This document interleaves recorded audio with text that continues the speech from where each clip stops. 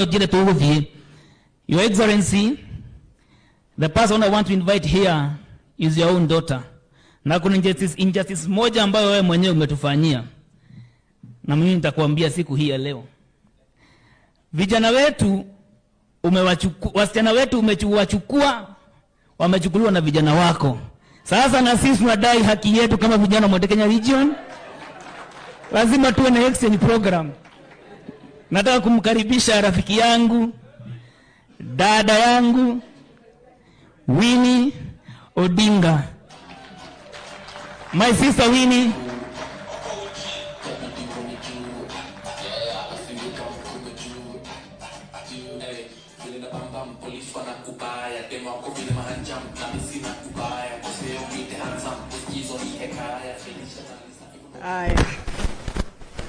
Thank you very much, Ngugi.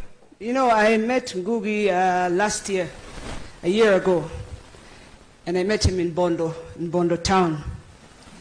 So I know people have been asking, how did Ngugi become a senator all of a sudden? You have to come to Bondo. Dad, I know you don't like protocols, so today I'll just call you Baba. My name is Winnie Odinga, Koth Juma Neema Odinga, but you can call me Kazi, or in Kijaluo they call me Togo, which is Kitinda Mimba. Baba, nimesikia watu wakisema ati hawezi bonga Sheng. That we've been treating in Sheng na Baba hawezi bonga Sheng. But hii ni msee wa Kanairo, hii ni msee wa Nairobi. Yeah? Wale wengine ni wakukamu. Yeah? Hakukuja hapa na gari ya matanga ama barua ya chief. Yeah? So wale wengine Nairobi kuna wenyewe, wale wengine wanaweza kutuuzia kuku ama something like that, but Nairobi ni yetu. I was asked to speak about my father, to tell a story that can bring out who he is as a person. So when I was thinking about it, I was wondering, what story could I really talk about? And I tried to remember the first memory I have of my father, which I'm going to tell you about today. You know, in our house, we're two sets of siblings. And my siblings have their own story, which is a very deep and sad story. So I will not speak about it today because it's not my story to tell. I remember when I was younger, he was always working. He was always working, and he would always come home late, around 11:15, and he would leave by 6 in the morning. So I remember wanting to wait for him. And then Mama would have told me to go to bed at 9 o'clock. And those days I used to share a room with my brother and my sister. And our rooms were facing the gate. So when the car would come, I would get out of bed and I would rush downstairs and open the door. But the key used to be put so high up. So I used to take a broom and hit the key until Mama tied for me a rope where I could reach the key. So I would open the door. And when you open the door, I would see him there with a briefcase, his newspapers, and a big phone. And when you'd see me, he would get so excited. He used to pick me up, he'd put me on his shoulders, and we would go around the sitting room, and he used to sing this nursery rhyme. It was in Dholuo, I don't remember the words, but I remember it was about a donkey. And it would go something like that, then at the end would go hee-haw, hee-haw, hee-haw. And he used to do that, hee-haw, and we would collapse on the chair. Then he would sit on the chair, I would go down quickly, I'd untie his shoes, take his shoes to the door, take the briefcase to the room with the phone, put it on the charger. I walk into the room, Mama is asking me why I'm still awake. Then I'd run downstairs, we'd watch the 11 o'clock news, and see you next time. So next time was not it wasn't today, tomorrow, whatever. It was long periods of time. So one day I asked him, where do you go? Why do you always come so late? What do you do? And he told me, I'm going to show you where I go. So that time, it was about 97, we went for an NDP rally. And that was the time of Tinga. And he put me on the tractor he was on. And as the tractor was driving through, people were screaming and, excited, and I got so afraid. And he told me, don't be afraid, these are your people. And I asked him, what do you mean, my people? And he said, no, this is your family. And he said that if you live a good life, then they must live better than you. And if you think, thank you. If you think you deserve the best, then they deserve better. And if you walk around thinking you deserve the world, then you must give them the universe.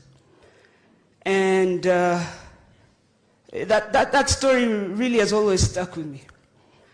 Because it finally made sense where he was, where he's been going, and it really brought out the issue that he's a fighter.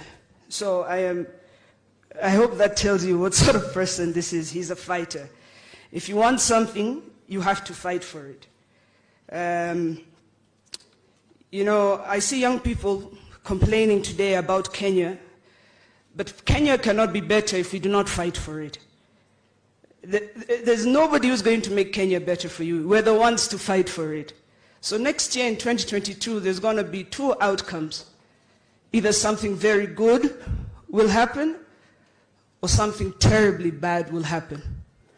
And so you have to get up and fight against those forces. In life, when we talk about things, there's nobody who's going to give anything to you, okay? Even if somebody comes to the church and gives you 10 million, that doesn't make you a millionaire, all right? We have to get up and we have to fight for it. There are things we want. We want jobs. Baba tunataka wera. We want jobs, real jobs, sustainable jobs. And that won't come for us sitting in the house. So sometimes naona we say, akifight, and I'm wondering why doesn't he just stay at home with us? And I realize the fight is part of the fight. You have to join the fight and go with him. So hiyo mambo ya kukaa kwa nyumba ati mse fulani au fulani will fight for you, hizo ni jokes. You have to get up, join the fight. And the first step to the fight is to register to vote. So tell your friend, tell a friend, tell another friend, for heaven's sake, we have to register to vote. I'm proud to have a father like Baba. I see somebody who's still fighting for us after all these years. And by us, I mean you people, the people of Kenya. Because as a family, we've never really owned him. He's always been out with you guys. So you're the real owners of him. You're the ones he spent 8 years in detention for. You're the ones he spent those long nights out for and weeks away from home. And you're the ones who time after time he shakes hands for. And so I would just implore everybody to join the fight. Now, Ngugi, nimesikia you're looking for a second wife. First wife.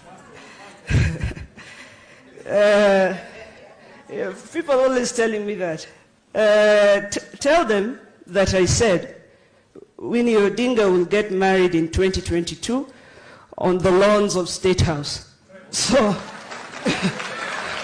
and you're all invited. So if you want that to happen, go register to vote. Thank you very much.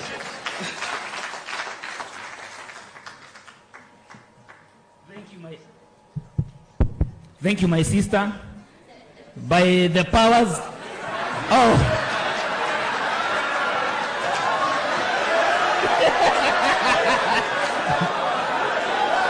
I withdraw and apologize. I withdraw and apologize. Now, it's okay, DJ.